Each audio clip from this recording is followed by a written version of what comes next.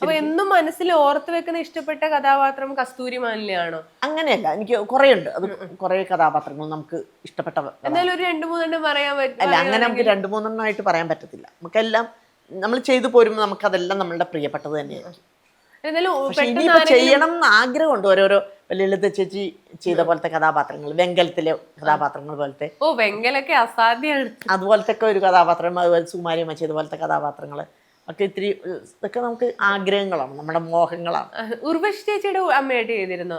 ഉർവശിയുടെ കൂടെ ചെയ്തിട്ടുണ്ട്, അമ്മയായിട്ട് ചെയ്തിട്ടില്ല. ഇല്ല, മഞ്ജുവിന്റെ ചെയ്തു, മഞ്ജു വാര്യരൊക്കെ ചെയ്തു. മഞ്ജു വാര്യരുടെ ചെയ്തിട്ടുണ്ട്. അപ്പം മഞ്ജു ചേച്ചിയൊക്കെ എങ്ങനെ ഭയങ്കര ഉർവശിയുടെ കൂടെ അഭിനയിച്ചിട്ടുണ്ട്. കൂടെ അഭിനയിച്ചു. എല്ലാവരുടെ കൂടെ അഭിനയിക്കാതെ ഒരു കുറവാണ്. കൂടെ അഭിനയിച്ചു എന്നുവെച്ചാൽ നമ്മൾ ഒരു സമയം കഴിഞ്ഞ പിന്നെ നമ്മൾ എക്സ്പീരിയൻസ് ആയിട്ടുള്ള ഒരു ആക്ട്രസ് ആയല്ലോ. അങ്ങനെ പറയാറായിട്ടില്ല. എന്നാൽ പോലും നമുക്ക് എല്ലാവരും അതുകൊണ്ട് കാര്യം എന്നാലും നമ്മൾ എല്ലാവരും കൂടെ അഭിനയിച്ചിട്ടുണ്ട്.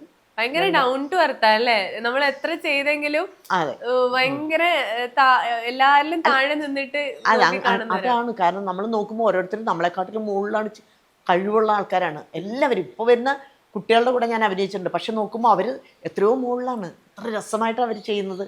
അപ്പം നമ്മളെ അവരെയൊക്കെ കണ്ട് പഠിക്കേണ്ട ഒരു സമയം പോലെയാണ്.